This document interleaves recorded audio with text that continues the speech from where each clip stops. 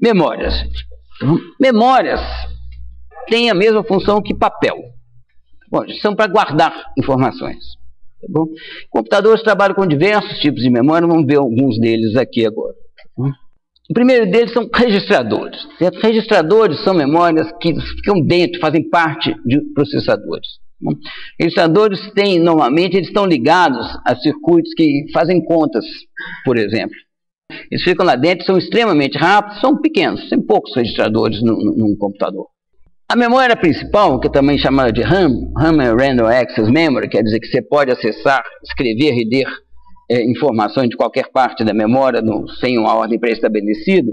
Eles são circuitos externos ao processador, são também muito rápidos, menos rápidos que os registradores, mas são rápidos. As instruções, um processador ele executa instruções. Essas instruções elas endereçam diretamente posições da memória, onde se quer ler ou escrever informação.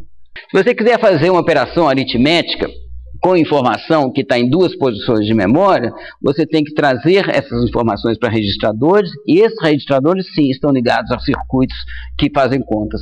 Bom, não há como você fazer contas diretamente com informação da memória. As memórias principais são voláteis, no sentido que você desligou o computador, some a informação que estava lá. Isso não é uma necessidade, não. Nós vamos ver aqui um exemplo de... As memórias principais, há alguns anos atrás, elas eram não voláteis por causa da tecnologia.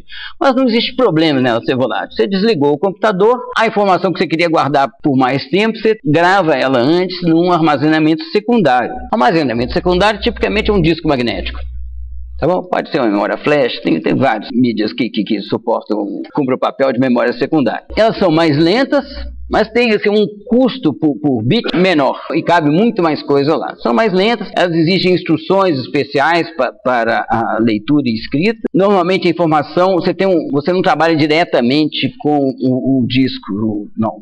Você usa o sistema operacional, certo? Que te oferece, te permite lidar com aquela informação como arquivos e diretórios, essa forma como vocês estão acostumados a trabalhar.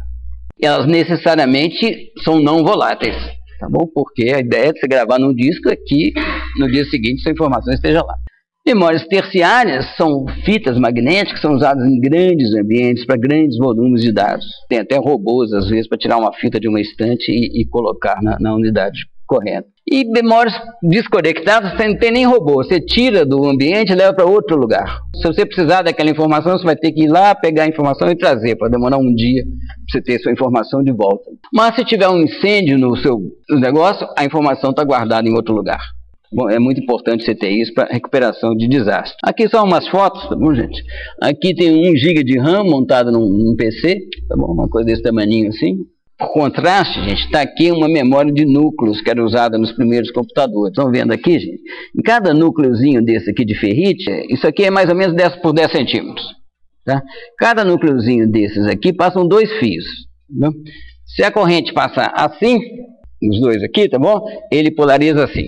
Se a corrente passar na direção contrária, ele polariza do outro lado. Se passar corrente só num ou só em outro, ele não muda a posição como ele estava, não. Então a polarização de cada núcleo desse é que é a escrita. Assim que você escreve uns e zeros. E você sente, é capaz de sentir isso também mandando corrente, que se tiver uma inversão, tem um sobressalto na corrente que sai no final ali, e você sabe que ali tinha um escrito, ali naquele lugar. Mas para vocês terem uma ideia, gente, aqui então tem 64 palavras de 64 bits. Num quadrado desse tamanho assim. É muito pouco. Tá bom? Vocês vejam tanto que a densidade de memórias evoluiu de 1964 para cá. A diferença é enorme, enorme. E essa memória é não volátil.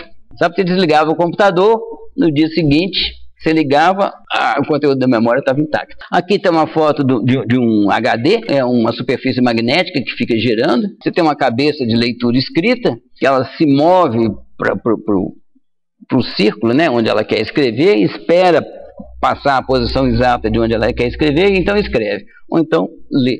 Mesmo processo, mas para ler o que está gravado ali. Aqui uma fita magnética, parece uma fita cassete aí, que talvez vocês já tenham visto alguma. Aqui um braço de um robô pegando uma fita aqui de uma biblioteca de fitas.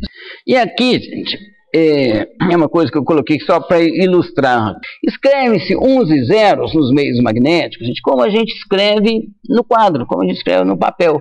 Você põe uma marca que você tem que ser capaz de reconhecer depois. Aqui, ó, você pega um meio magnético, a primeira coisa que você faz é formatar. Formatar significa dividir ele nesses quadradinhos que estão aqui. Para você escrever você pega duas reversões de polarização consecutivas aqui. Esse é o código combinado para 1.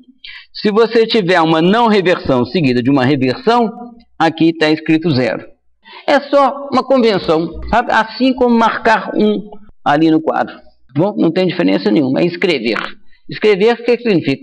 Marcar a coisa de tal forma que você consiga ler depois e reconhecer o símbolo. No caso aqui, a gente só precisa de 2 símbolos. Vocês vejam aí como que é mais fácil ser só 0 e 1 do que ter um tantão de possibilidades.